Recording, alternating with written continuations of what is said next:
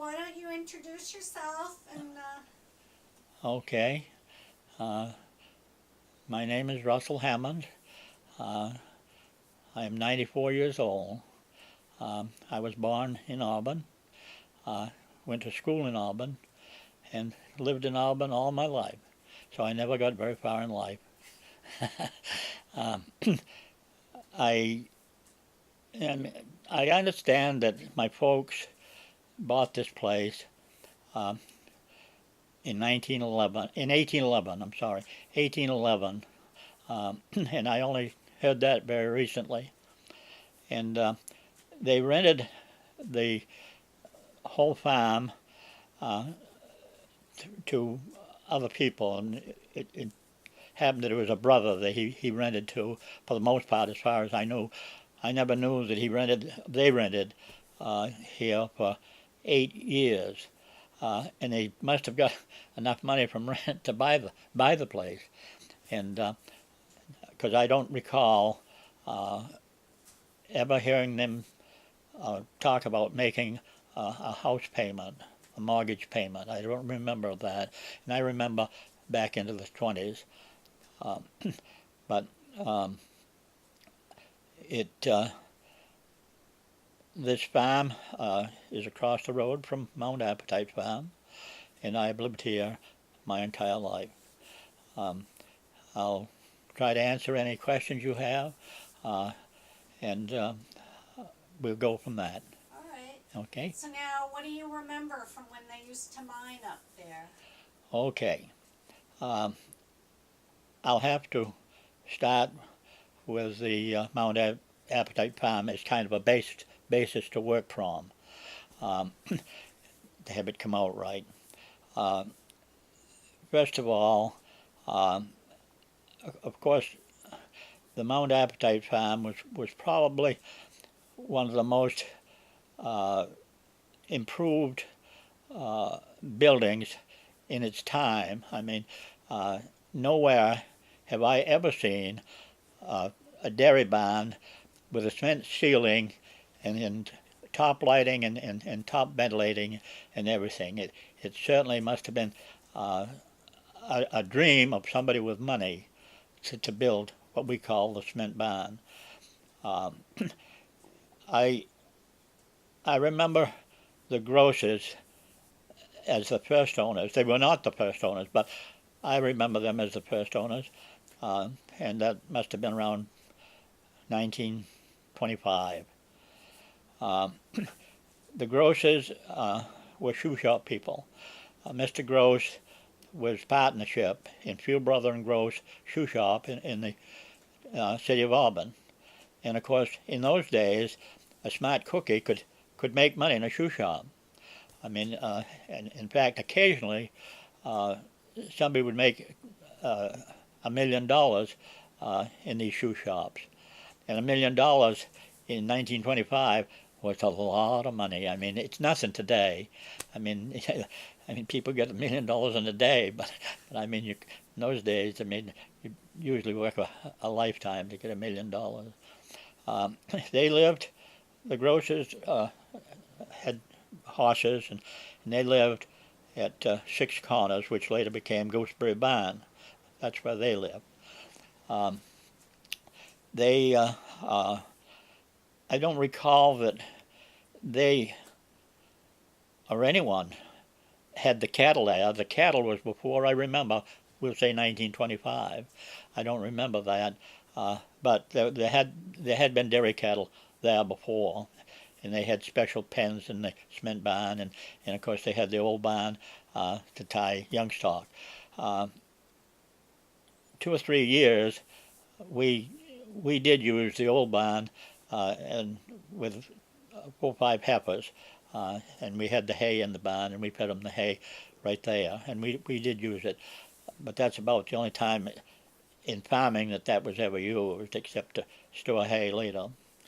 Um, then there was a family by the name of Lobozo. You ever hear of the Lobozos?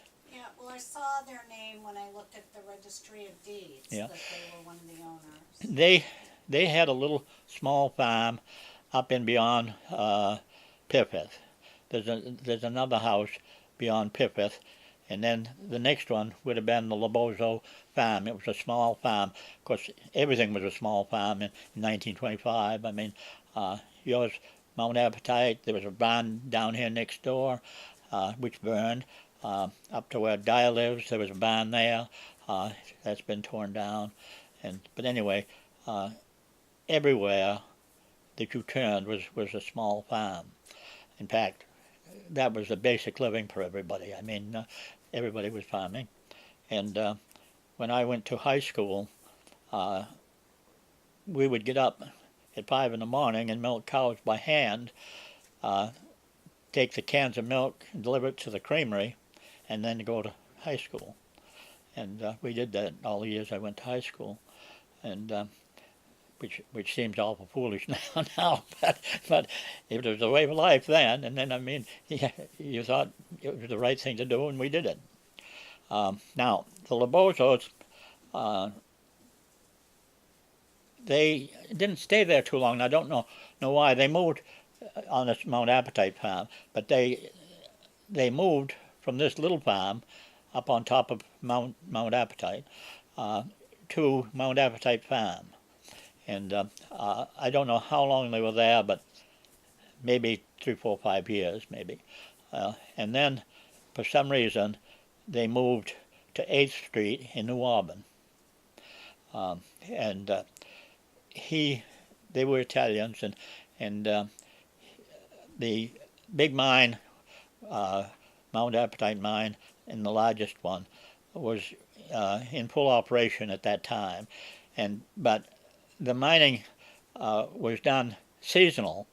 It wasn't, they would shut down during the cold months of the winter. I mean, December, January, and February, we'll say. 3 months of the year, they wouldn't do anything because of cold weather. And then they would start up again in the spring. The Lobozos, I just add this little thing in, it won't cost anything. The Lobozos children got places. I mean, I feel that I got places. I mean, I feel a lot of my buddies didn't get anywhere, and they didn't. I mean, and that's the way life is, I guess. But anyway, there was 3 sons and a daughter, children, the Lobozos had. And one of them, the oldest one, became a welder. And welding was a tough racket in those days. I mean, they didn't have the safety things that they have today. I mean, and I feel that it cost him his life. I mean, because he died in his 40s, and I think it was from the fumes and so forth from welding. The youngest one, George, had a job with the big machinery company, and he lived in Switzerland. I mean, you just couldn't imagine it. I mean, but anyway, he did. Well, anyway, Sandy Alexander Lobozo lived here for the 5 years they were here, and then he went into the service, and I don't know how long he served, not too long, 2, 3, 4 years maybe. And when he came out, he started a new business. It turned out to be Neocraft in Lewiston. And it was something new that he picked up on, same as Beth and Jerry have done. And he built that up to a profitable thing. And we always called him Sandy. His real name was Alexander. He and his wife both just passed away in the last couple of years. His wife just the last couple of weeks, 2 or 3 weeks. And but he was very, very successful. And he retired when he was 65 or 70, 75 maybe, I don't know, and became a born-again Christian. And he bought a big place in New Gloucester, was a big poultry place, and he had his own church built. He had his own school built, and everybody heard about Eastgate through a lot of years. I mean, after all, they had a church.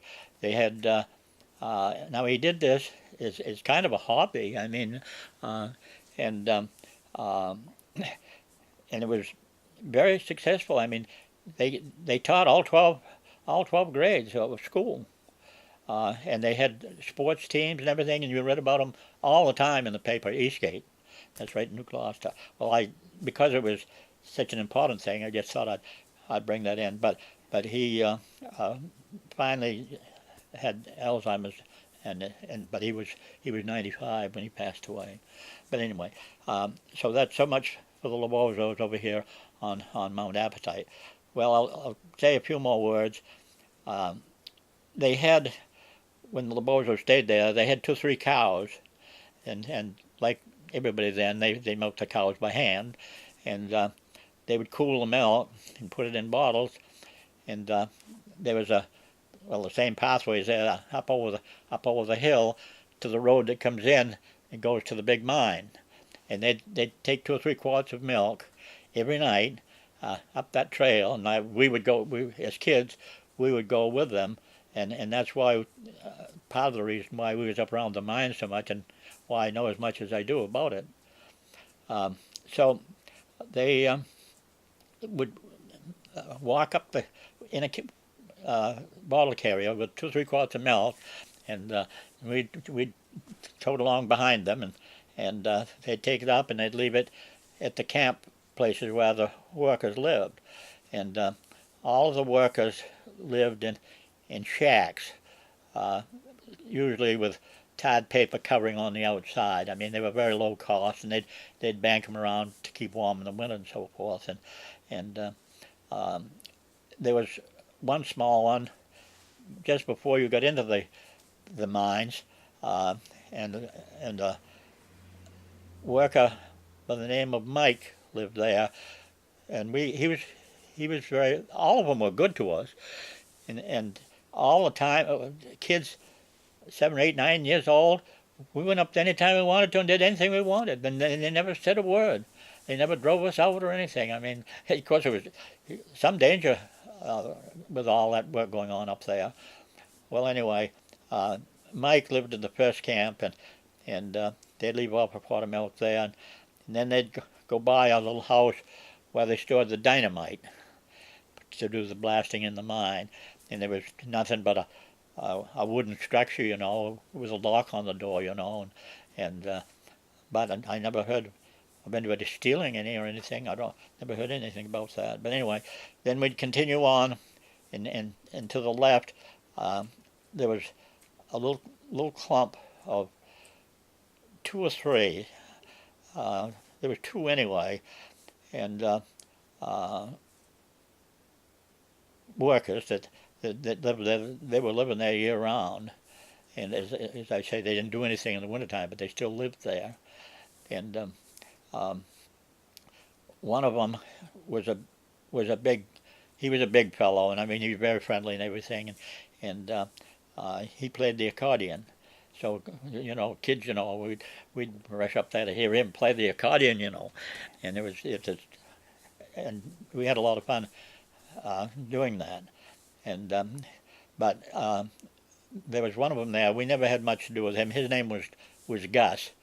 I don't know the last names or anything, and he drank pretty heavy. he never did anything that I recall of, but you know, he was pretty noisy like that, and hollering and hooting and everything. So we kept away from him.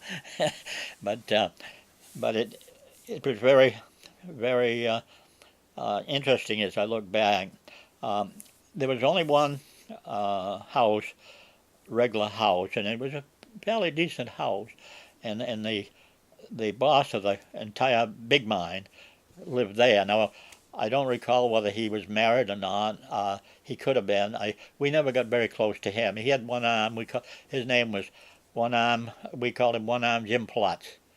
But we never got very, we never knew him very well. But nothing against him. But anyway, he had the only regular house structure, and that was later abandoned and basically destroyed by vandals, and then of course you probably wouldn't even know it was ever there.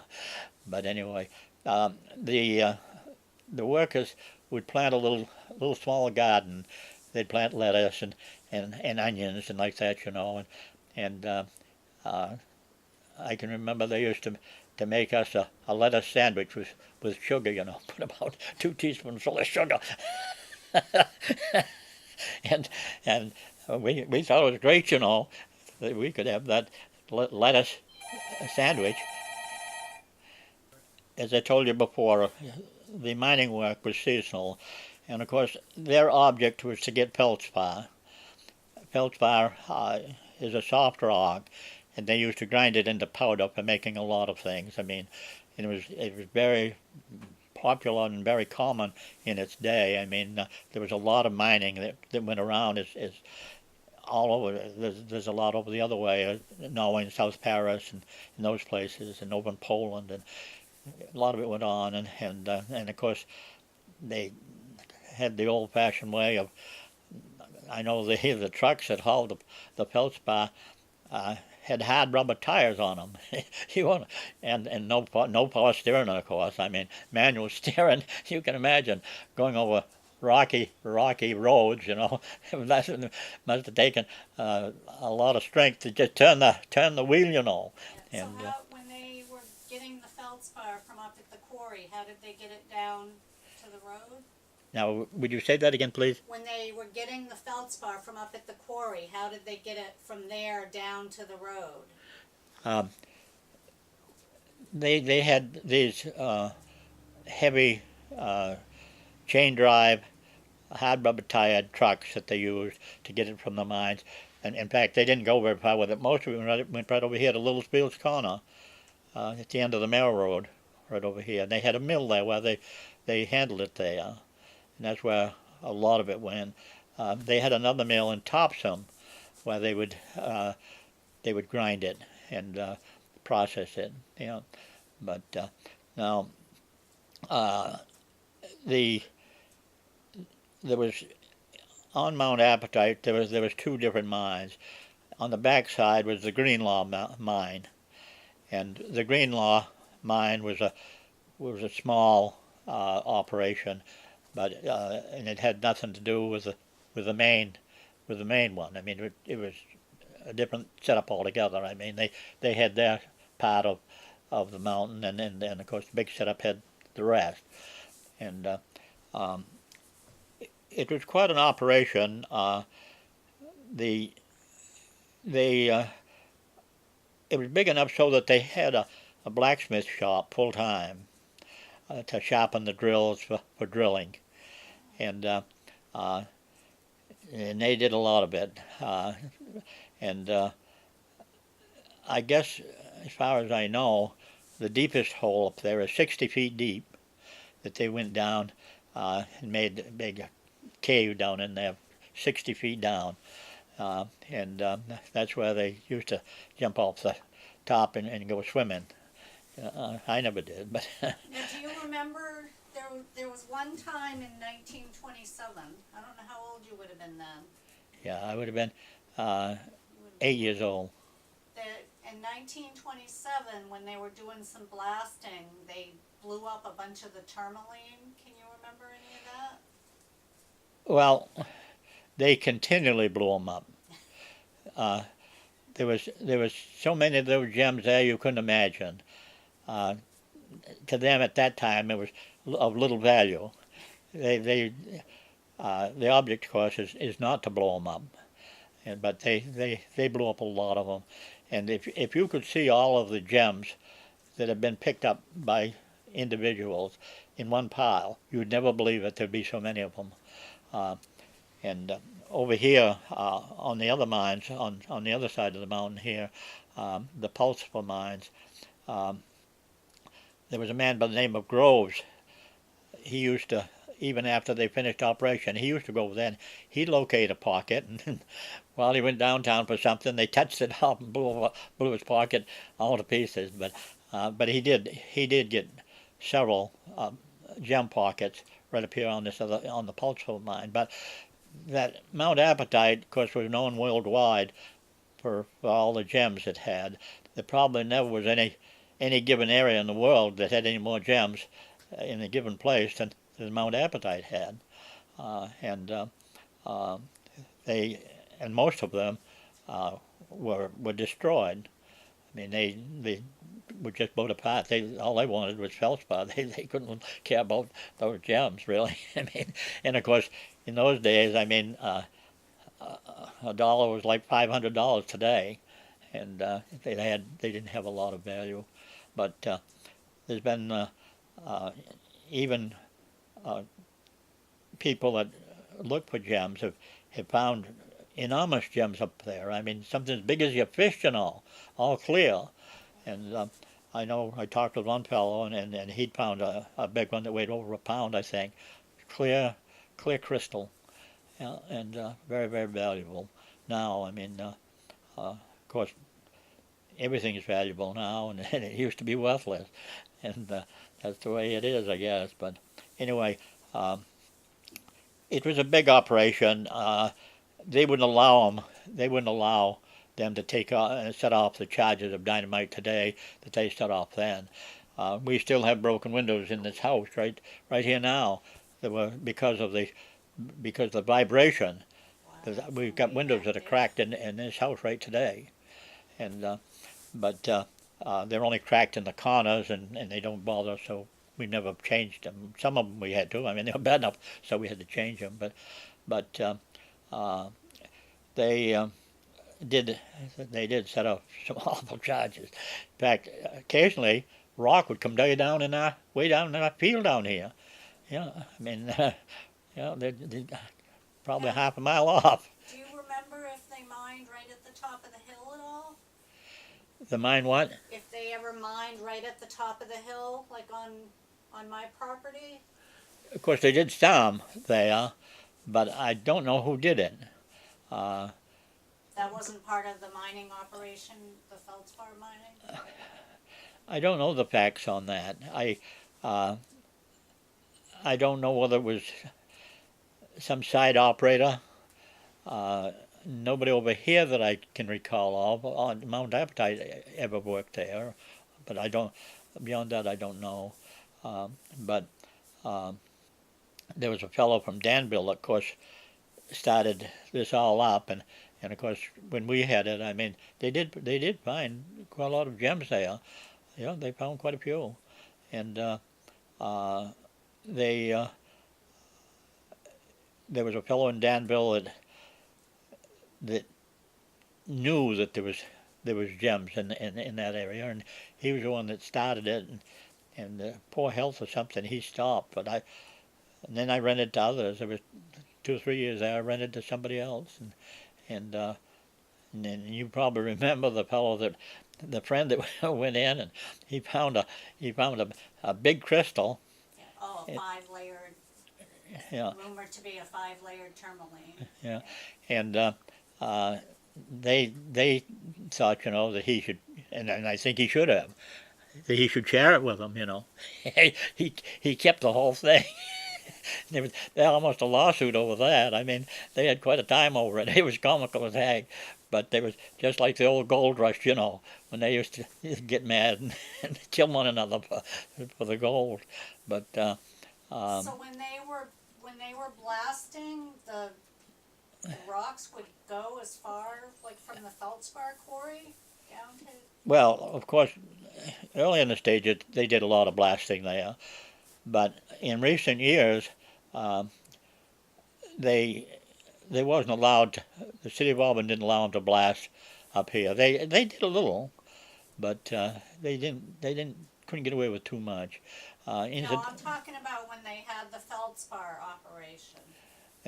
When they did the feldspar mining way back then. Yes. You used to get rocks that would shatter this far of a distance. They would do what? the rocks would come as far down, they would come down the hill from, that's how much they were blasting? Yeah, there was, in fact, there was one of them that I think is still there, just in the short distance in the field where they blasted a little. Yeah, Well, they must they have were used a supposed to lot move of it, but dynamite. they never did. But anyway, they had these. They laid rails and had little carriers that they'd put on the waste rock, and they took it down the rails and dumped it on the side of the mountain over here, and there must be big piles of rock. I haven't been up there for so many years I don't know, but there must be big piles of rock in there now. Well, that was waste rock.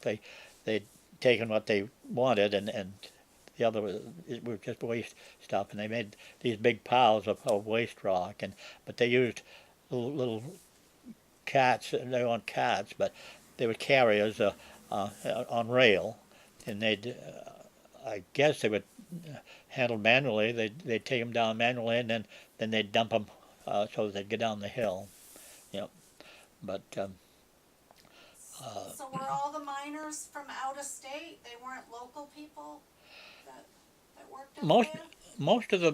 most of the people there were local people. Oh, they were? Yeah, the owners were out of state. I never knew anything about them, but Jim Little, he was French, and he lived right down here on Minot Avenue. The house is still there, I think. It's between the Knight house and the house where the little girl got killed.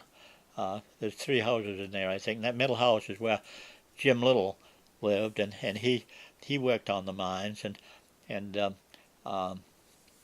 they no, they most of them. There was Big Nell, and after he got done, he lived in Lewiston. He used to walk across the what is now the Middle Bridge and sit down on the settee in Auburn and talk to friends, and then he'd walk back to Lewiston.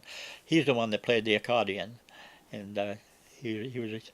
But they were all very gentle workers. They were all foreign. There was one named Chris that worked there. He stayed with us one summer, paid us board, and then stayed here while he worked up there.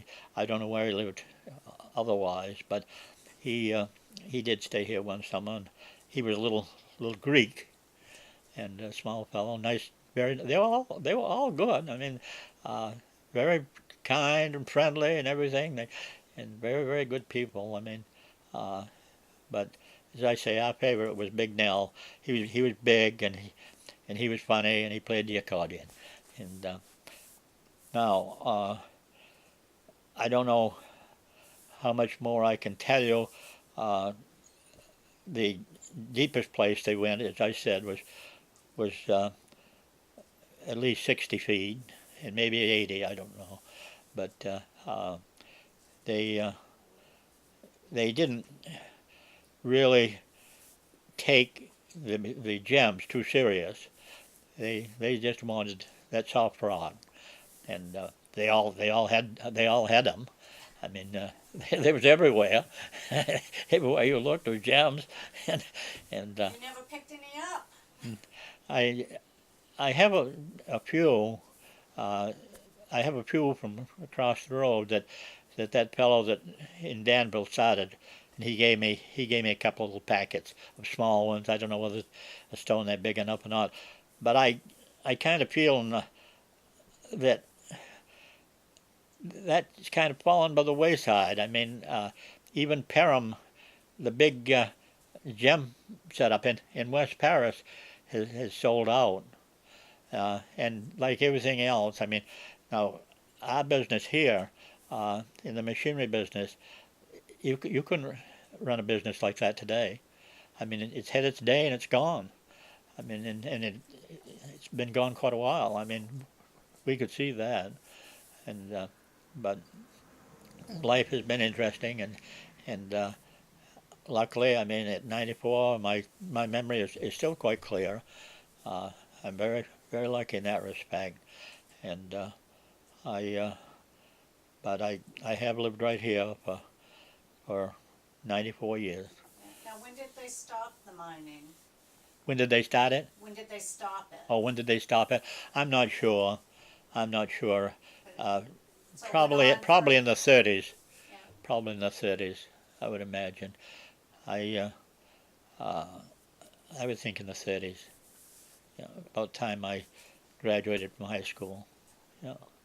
Do you ever remember the process that they used after they used the dynamite charge Yeah. and blew it up? What did they do? Did they have to pick it by hand or to remove the feldspar? Do you remember how they did any of that?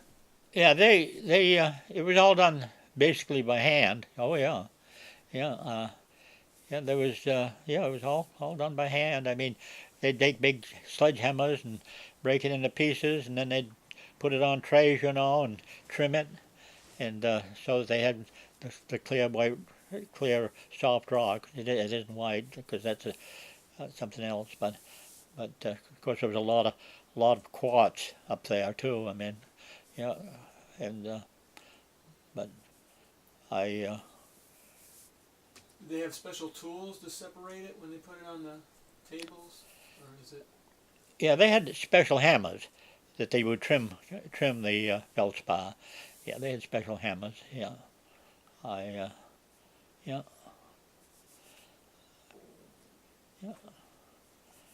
Well, that's about what I think of with about Mount Appetite and farm and everything. Of course, since the Lobozos moved out, there's been a lot of people through there, a lot of them. Yeah, we had a lot of renters. Yeah, most of them were very good. Yeah, but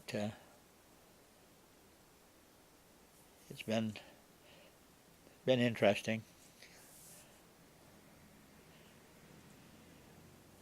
But as I say, in its time, well, we say 1920, that had all been built before 1920 or 1925, and to have a building like that cement barn, Do you know who designed that or who had it built? I have no idea at all. Yeah, I know you said it was the most modern of its time.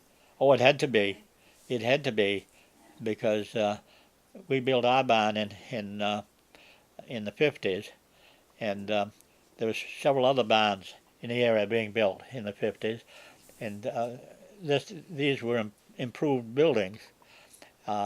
Everything back of that, as I say, well, of course the barn was built in 1878 over here, and that was quite a while ago. Yeah, but I still believe that in both places that the houses were built, and that was the fancy work that's on Mount Appetite House Farm was something else. That took a lot of doing, and they had to do everything by hand way back in the 1800s, and it was really something else. With all the fancy work they had and everything, and I should have kept it. I had part of a wooden eave drop. I had part of one of those, but I didn't keep it, and it got so much junk now we can't walk around. Yeah, but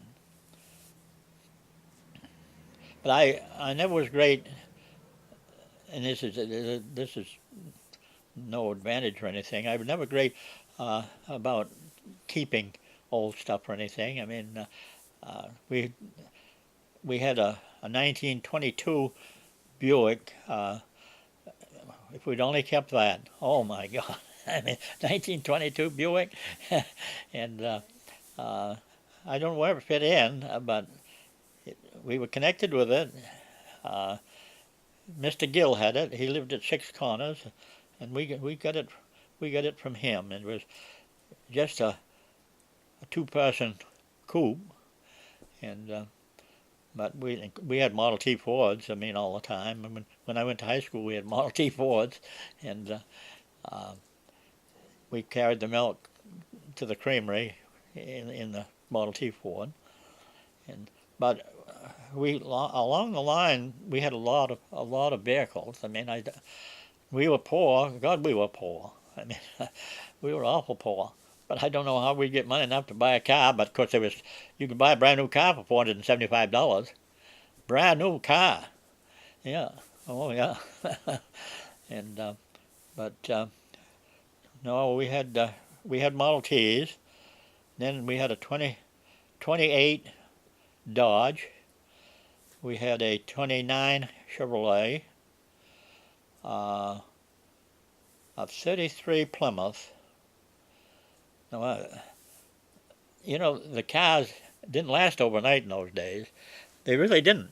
I mean, you get 2 or 3 years out of a car, and it was a couple of thousand miles, and it was all worn out.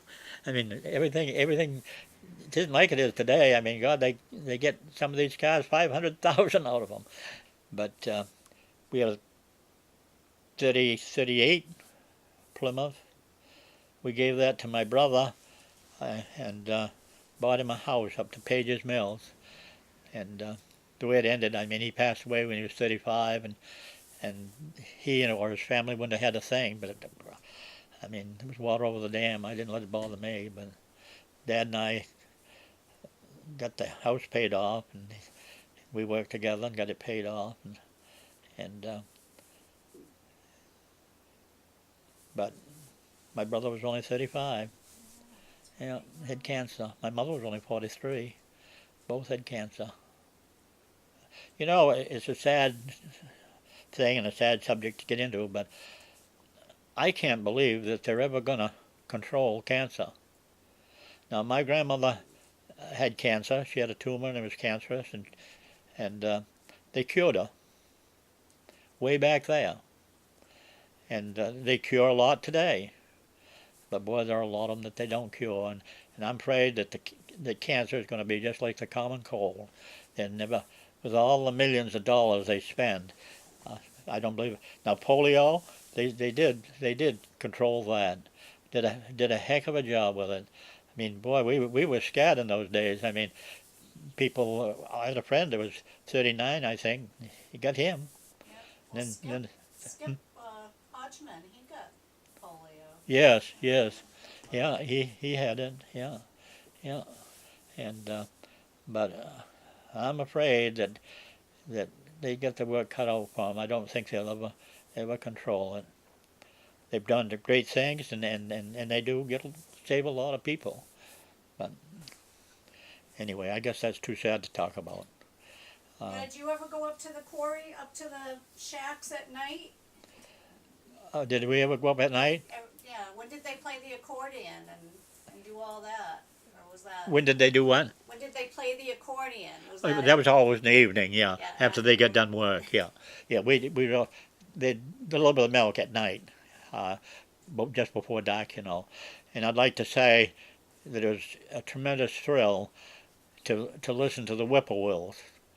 You hardly ever hear a whippoorwill now. I've heard one in the last 5 or 6 years, I think. It was over back here. But in those days, they were right near you, and boy, were they loud, and it was a thrill to listen to the whippoorwill. And but they're almost extinct now, I guess. I don't know, but yeah, so you bring the milk up after supper? Yes. Yeah. Mrs. LeBoza would get it ready, and the boys would take it up after supper to the workers up there. Yeah. And but well, it was quite an interesting thing to go through, and I guess I was the lucky one. I guess I'm about the only one that's still living. I mean, all of the LeBozers are gone. Yeah, every one of them. Yeah, and of course my brother is. But it was a thrill to go up there with that milk and have the whippoorwills everywhere sounding off, and listen to Big Nell play the accordion and everything, and as kids, we'd look forward to that lettuce and sugar sandwich. Yeah. What kind of music would they play? Beg pardon? What kind of music would he play on the accordion? Oh, he didn't have a big knowledge. He could just play small tunes, you know, like that. But we didn't know the difference. I mean, kids 7, 8, 9 years old, you know, we didn't know the difference. And yeah, something, you know, you just never forget. I mean, you never forget it. Well, if you don't think of any other question, why? Yeah, I can't I- think of anything else. I think we covered most of it. And if you do, you only live right there. Right, right. And I'll be Yeah. here for a while, so. Well, I don't. All I have is what I saw and what I know. I mean, I don't have a lot of basic things. I mean, Too bad you didn't pick up some of those big pieces of tourmaline that they blew up. we did have some around here, and I don't. Maybe my brother took them. I don't know what happened to them. I don't know. We had some. Yeah. Cliff he bought a large one in a ring, and when they broke into his house, somebody stole it on him. Yeah, that was quite a number of years ago now. Yeah. Yeah. But it was a different life. I mean, I keep thinking back. Everybody in those days went fishing. I mean, boy, fishing was the thing to do. I mean, and it's hard to understand. I mean, we used to catch trout out of this little stream down here to the corner. We used to catch trout out of there. And I read an article somewhere along the line where somebody had caught a good mess of trout in this little stream right down here. And of course, in recent years, there's no trout there. Then we had a small brook on our own farm here, and we never caught them to keep them or anything, but there was some brook trout down there, and we used to feed them and like that, but we never caught them to eat them or anything. But then over beyond is Pulsifer Brook. It's a small brook, and we used to go over there a lot and catch native trout, you know. Caught a lot of them out of Pulsifer Brook. But we fished Indian Brook, that starts up in Minot, Foster Brook down in New Gloucester. We fished all of the lakes and brooks and everything. And all the brooks have grown up now. I mean, there's no trout in them anyway. I mean, and my mother's brother, who lived here for a while, he loved hunting and fishing, and he worked in the shoe shop 5-day week, but every Saturday and every Sunday he'd either go hunting or fishing every week, and he was very successful in hunting. I mean, I never shot a deer in my life, and I don't care either.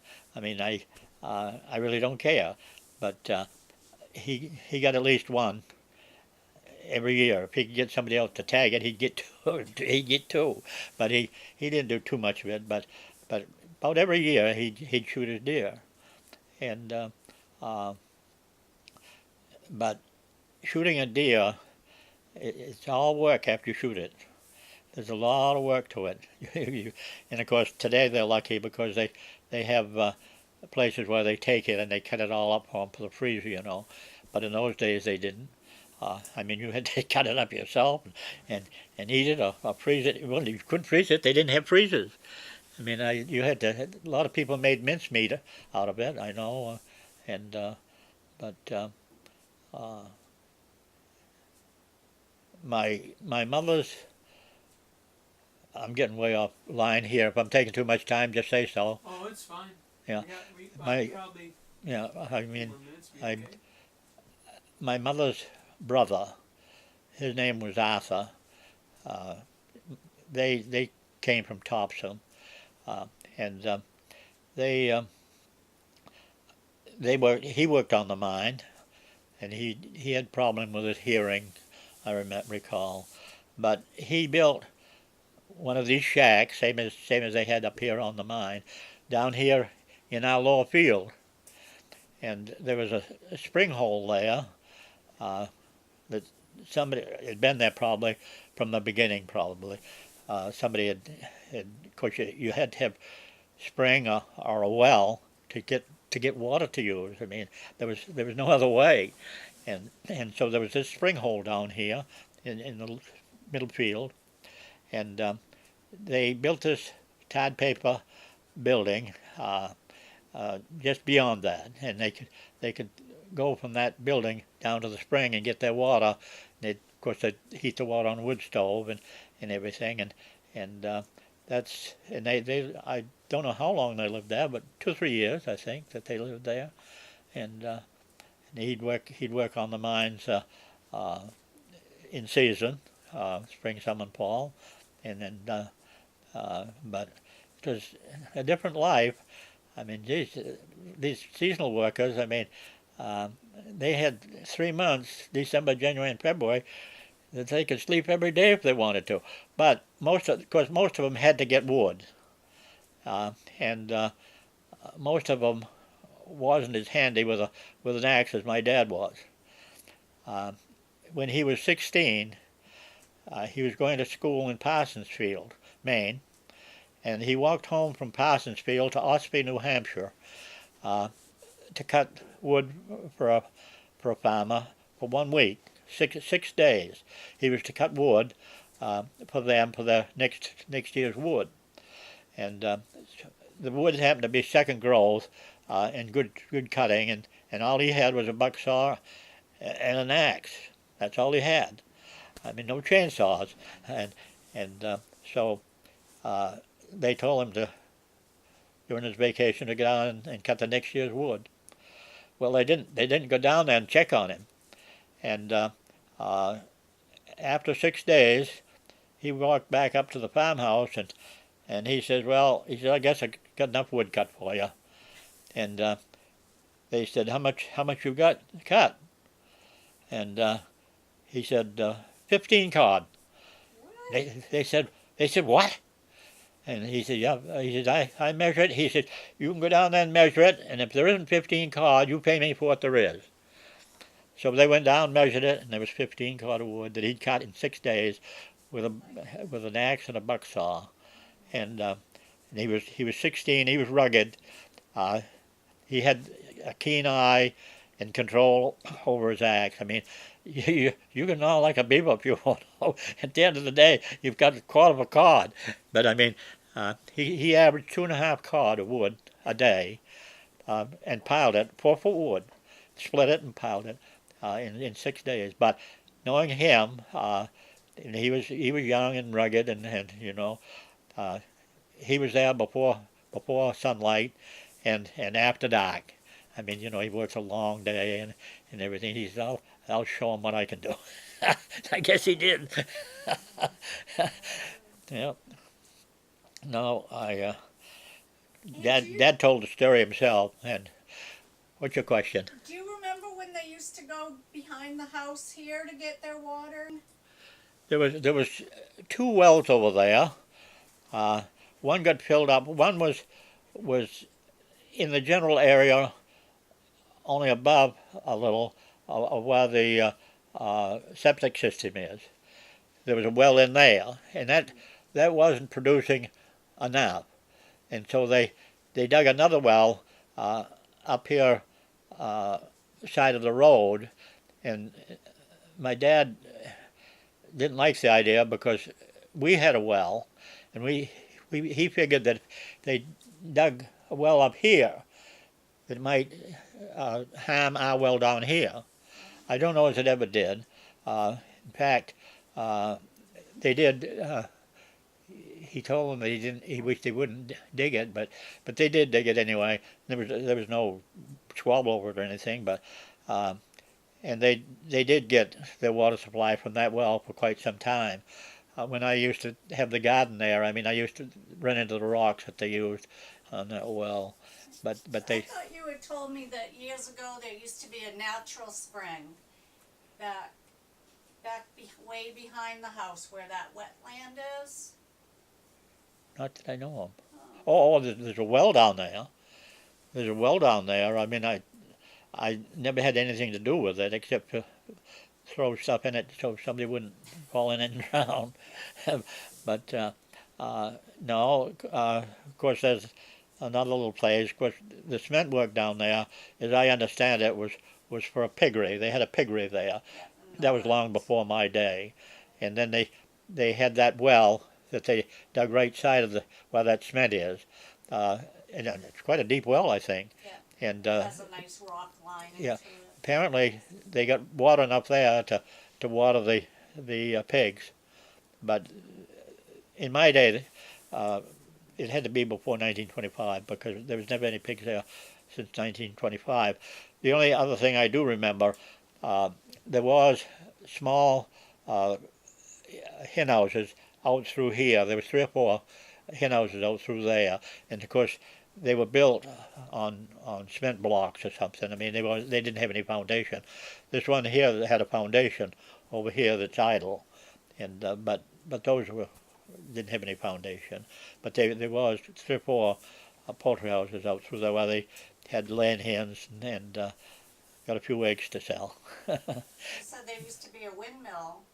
Yeah, the windmill was right across the road here. Now Yeah. did that power the whole farm? What did they use the windmill for? They used it for their water supply, but I don't know. It was long before my day, and I don't remember anything beyond that.